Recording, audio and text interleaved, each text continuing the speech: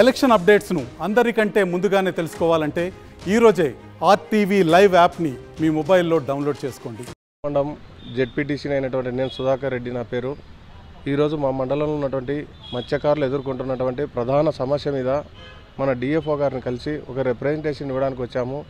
వాళ్ళు పుట్టుకతోనే మత్స్య శాఖ సంబంధించిన చేపలు పట్టడం వృత్తిగా ఎన్నుకొని వాళ్ళు అక్కడే జీవనం సాగిస్తున్నారు. అయితే ప్రస్తుత రోజుల్లో ఇంతకుముందు కూడా జరిగింది. డిఎఫ్ఓ గారు ఇది వచ్చేసి ఫారెస్ట్ జోన్ ఉండకూడదని చెప్పేసి చాలాసార్లు చెప్పారు. బట్ కాకపోతే వీళ్ళకు వేరే జీవనాధారం లేక గత్యంతరం లేక ప్రాణాలకు తెగించి అక్కడే టెంపరవరీ నివాసాలు గుడిసెలు ఏర్పరచుకొని అక్కడే చేపల వేట కొనసాగిస్తున్నారు.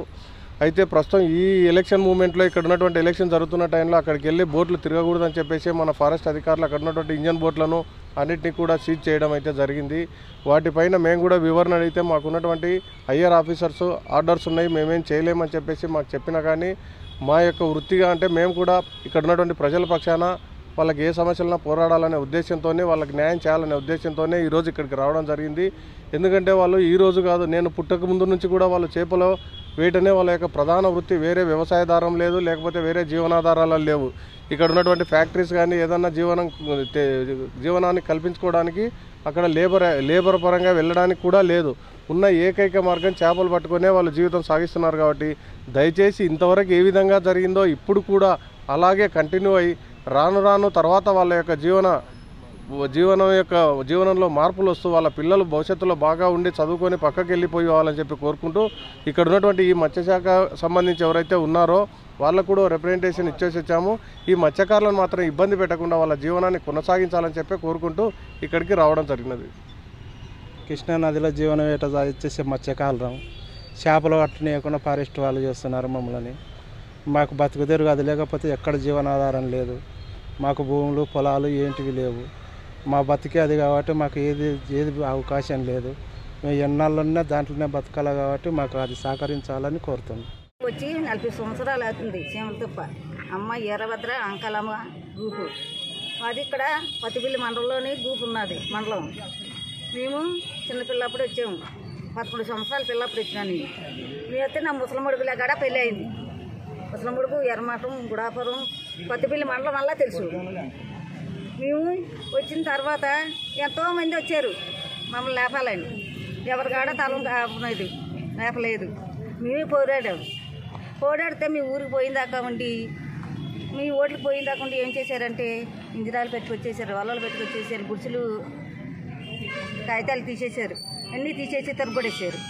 ఏది ఇట్లున్నది ఏంటి అని మంచిగా వచ్చి చూడబడికి ఏం గడలేదు. లేకపోతే మేము ఏడ్చుకుంటా దేవుడు ఎంత బతికొచ్చింది, షాపులు తెచ్చినని బాగున్ను, మన వాళ్ళు తాళ్ళు మన ఆస్తాలు ఇక్కడే ఉండిపోయింది, మనం ఎక్కడికి వెళ్ళి బతకాలా అని మేము ఏడ్చుకుంటూ కూర్చుంటే అక్కడ వర్షం వచ్చింది. వర్షం వస్తే తడిచిపోయినాం. బట్టలలో ఏవి లేవు. వచ్చిన కానీ చిదే బట్టకితో తిన్నాం సార్. ఏం కూడా బట్టలు లేవు. ఎట్ట పోవాలి, తిన్నామంటే కూడలేదు కూడా. అప్పుడు అరమాట వచ్చి 3 రైలు పట్టి అరమాట వచ్చి అన్నం తింటున్నాం సార్. వండుకో తింటున్నాం. ఎక్కడికి పోవాలి మేము ఎక్కడికి వెళ్ళాలా? మాకు ఊరా ఇది పెళ్ళ, ఎక్కడికి పోవాలా? ఎర్రమాట పోలి 3 రైలు పట్టి మాకు సాయం చేశారు. ఈ పక్క పెళ్ళిళ్ళల్లో మాకు సాయం చేశారు. బట్టతలో బియ్యం ఇచ్చినారు. అయ్యే పెరిగి తిన్నాము. ఇన్ని సంవత్సరాలు బట్టి వచ్చి మమ్మల్ని తెగిలేతే ఎక్కడ పోతాము? ఎక్కడికి పోలేము. అప్పుడు పతిపిల్లి మండలంలో కదా మేము బతికితున్నాము. అప్పుడు ఈ సంవత్సరం మా నాయనాలే చచ్చిపోయినారు, మా జయనాయనాలు చచ్చిపోయినారు, మా కొడుకులు చచ్చిపోయినారు, మా పిల్లలు చచ్చిపోయినారు, ఇంతమంది చచ్చిపోయినారు. మా కుటుంబాల్లో అక్కడే చచ్చిపోయినారు. అప్పుడన్నా తెగిలియాలి కదా. మా ముసలి చచ్చిపోయినప్పుడు మీరు ఉండకండి, తెగిలి పండి ఊరికి పండి మీ దారి మీద పెట్టుకుని చెప్తే మేము అప్పుడే పోదాం కదా. మేము వయసులో ఉన్నప్పుడు పెద్ద తుఫాన్ వచ్చింది. ఆ తుఫాన్కి నీటిలో మునిగిపోయినారు. మా అమ్మ చచ్చిపోయింది తుఫాన్కి. అప్పుడు చచ్చిపోయినా సరే, అప్పుడు చచ్చిపోయినా ఏం పోలేదు. ఆ తుఫాన్కి అట్లే ఉన్నాం. ఎంతోమంది సాయం చేశారు. తుఫాన్ వచ్చినప్పుడు ఎంతోమంది సాయం చేశారు. సాయం చేసినా సరే పోలేదు. ఆ జర్నీలోని పాముల్లోని కూడా మెచ్చలేము.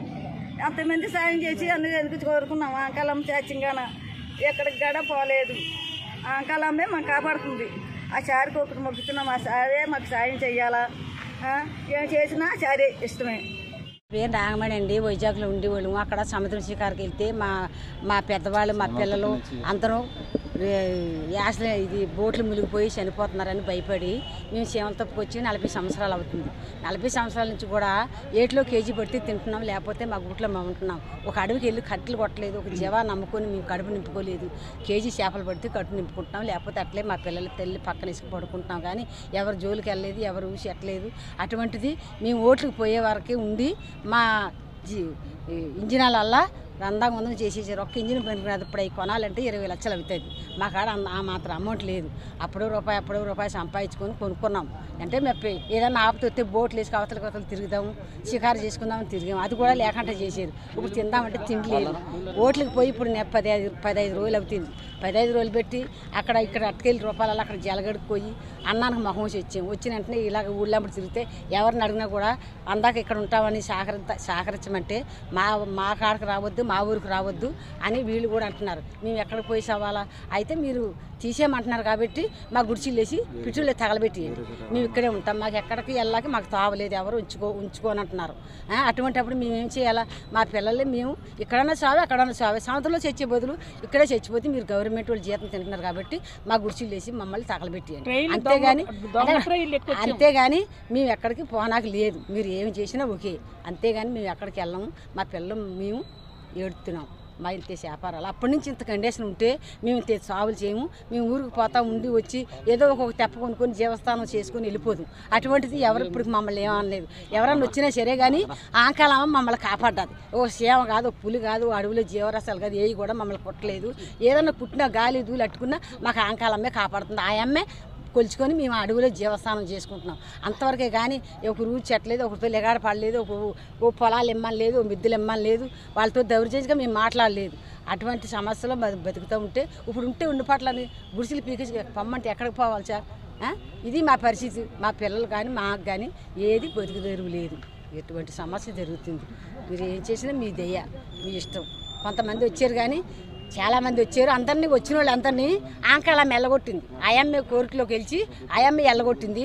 ఆయమ్మ దేని వల్ల మేము అక్కడ నిలబడగలుగుతున్నాము. అంతవరకే కానీ మేము ఏమి చేయలేము సార్. మీకు వందనాలు సార్.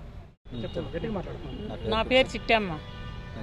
మాది సీమలతో మాది. ఇంతకుముందు వైజాగ్ అయితే మా తాతలు ఇక్కడ వచ్చి ఉండి మా నాయనోళ్ళు ఇక్కడ కాపురం చేసి వాళ్ళు చనిపోయారు. మేము ముసలోళ్ళు అయిపోయి ఇప్పుడు మిమ్మల్ని పమ్మంటే ఎక్కడ పోతాం? మేము సావనన్నా చద్దాం కానీ మాకు ఎక్కడ ఊర్లో మాకు సందు లేదు, బతికే తెరువు లేదు. మేము షికారు చేయలేక ఇక్కడ వచ్చి ఎప్పుడు 40-50 సంవత్సరాల నుంచి ఉన్నాం. ఏరు వచ్చింది, మేము వచ్చిన తర్వాత ఏరు వచ్చింది. కానీ ఇప్పుడు మేము ఎక్కడ పోవాలన్నా మా పరిస్థితి ఏది? మా పరిస్థితి లేదు. మాకు తుఫాను వచ్చినప్పుడే చేస్తున్నాం. మాకు ఇల్లు ఇస్తామన్నారు తెలంగాణలో. ఆ ఇల్లు వద్దనుకున్నాం. మా ఆంధ్ర వాళ్ళం ఆంధ్రాలోనే ఉంటాం కానీ మాకు ఇల్లు వద్దు, ఏ వద్దన్నాం. మా పిల్లలకి చదువు లేకుండా మేము ఇక్కడ ఇల్లు ఆగం చేసుకున్నాం. ఇప్పుడు వీళ్ళకి చదువులు కానీ లేవు. ఇప్పుడు మేము ఇయ్యాల రేపు ఉంటాం, మేము చచ్చిపోతాం. వీళ్ళ భవిష్యత్తులు ఎట్టవుతాయి? వీళ్ళ భవిష్యత్తులకి ఏ దారి లేదు. మరి మా పరిస్థితి ఏదో మరి ఆ సారాలు మాకు చెప్పాలని మేము ఇక్కడ వచ్చాము. ఇప్పుడు వరకు అక్కడ మా వల్ల జీవులు కానీ చెట్లు కానీ లేదు, ఏది లేదు. మేము ఆ చేపలు పెట్టుకోవడం, అవి అమ్ముకోవడం, అయ్యే తినడం. మా ఊరికాడ బాగుంది అనుకున్నాం. మా ఊరి దగ్గరికి మేము ఏం పోలేదు. మా కొళ్ళో గంజో ఏదో కొంచెం దొరికితే మా కొడుకు నింటే అంతే చాలని ఇక్కడ ఉన్నాం. కానీ మేము లక్షలు ఏళ్ళు సంపాదించాలని ఎప్పుడూ అనుకోలేదు.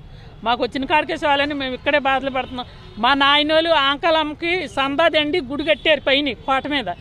గుడి కడితే ఇప్పుడు తిరణాలు అవుతుంది అక్కడ. వాళ్ళు కానీ చనిపోయారు, ఎవరు లేరు. వాళ్ళు కొడుకుని పుట్టిన వాళ్ళు మేము కానీ ముసలాళ్ళం అయిపోయాం.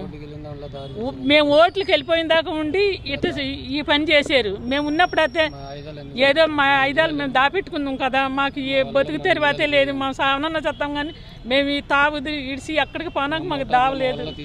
మా వలలు తీసుకుపోయారు, మా ఇంజరాలు తీసుకుపోయారు, మోటార్లు తీసుకుపోయారు.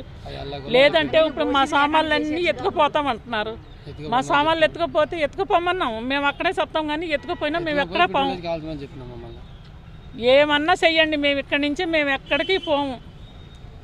ఇంకా మాకు బతుకు ఏరు ఎక్కడా లేదు. మా ఊరికాడ కానీ లేదు, ఏరే ఊరికాడ కానీ లేదు. మేము గుడేరాలు వేసుకోయే కదన్నాం. మేము డాబాలు కట్టలేదు, రేకిళ్ళు కట్టలేదు, ఏం కట్టలేదు.